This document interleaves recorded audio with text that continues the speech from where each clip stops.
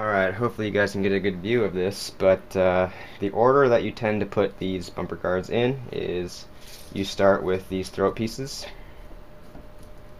and then I move up to the bumper guard after that, and then I finish with the side pieces. So if you take a close look at the bumper guards, you'll notice that there's a little flap here for the bumper guard top, and this flap indicates that you install it before the other piece. So to start, I take these throat pieces, and there's not much to the throat pieces. They go in pretty easily typically. But what I like to start with is make sure these bottom ones go in first. It makes it a lot easier in the long run. So you'll notice that I'm just loosely placing them in first.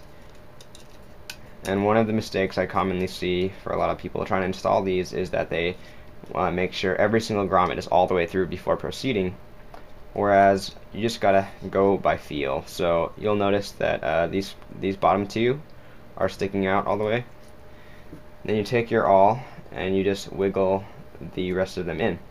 And when you use your awl, you want to take a look at the inside of the frame, and then you can see kind of how the plastic's coming through, and then you'll know when your grommet's coming through. Don't try and force it. You don't ever need too much force when installing bumper guards.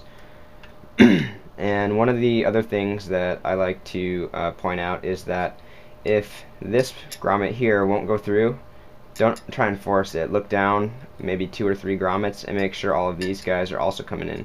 Sometimes if this grommet here is stuck on the inside of the frame, it'll actually impede this one from coming through.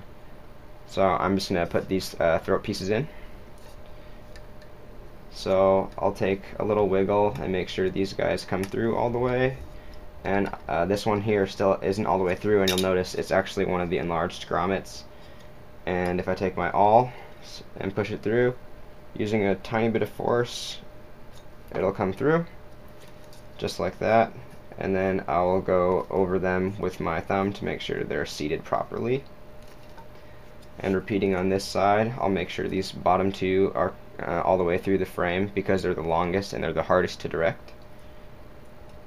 And then, you know, with a little finesse, sometimes they'll just pop in by themselves. So the bottom 3 are now complete.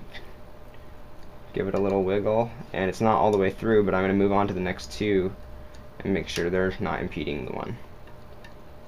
So here, with a little wiggle, with the visual here, it just pops right in, and seat them with your thumb.